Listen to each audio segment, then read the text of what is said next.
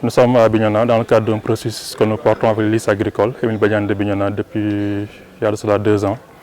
Dans le cadre de notre travail qui consiste à accompagner les communautés, à renforcer durablement le système de production. Donc nous avons commencé à travailler avec l'IS agricole depuis 2023 dans le cadre d'un projet dénommé Parcours Terre solidaire que nous portons avec le CCFD Terre solidaire des Hauts-de-France qui vise un peu à voir comment renforcer la sensibilité des étudiants ou bien des élèves en formation agricole sur les questions liées à l'agroécologie, ses enjeux et globalement à la durabilité des systèmes de production. Donc l'idée c'est de faire de ces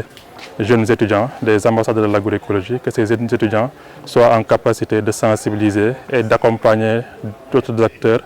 en matière de transition agroécologique, puisque ces jeunes-là sont les leviers de la transition agroécologique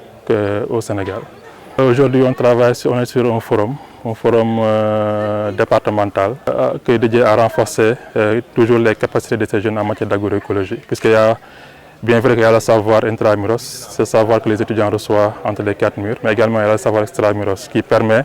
au lycée de voir, d'identifier les acteurs qui sont dans l'agroécologie au niveau de Bignona et de créer des passerelles entre ces étudiants et ces acteurs. Donc ce forum s'inscrit dans cette continuité-là, de mobiliser les acteurs de Bignona pour que ces acteurs viennent ici partager les expériences en matière d'agroécologie, les contours de l'agroécologie pour ces jeunes en formation agricole. Donc nous sommes à notre 2e année de cohorte. Donc nous avions travaillé avec une cohorte de 10 étudiants qui ont eu leur BTS l'année dernière et cette première cohorte-là a permis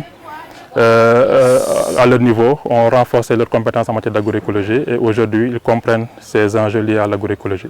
Là actuellement, en 2020, depuis l'année scolaire 2025-2026, on travaille avec une 2e cohorte, également de 10 étudiants en BTS. L'idée, c'est comme c'est des futurs techniciens, c'est de renforcer leur sensibilité à l'agroécologie et aux défis de production, que ce soit les changements climatiques, les questions semencières, la question de la gestion des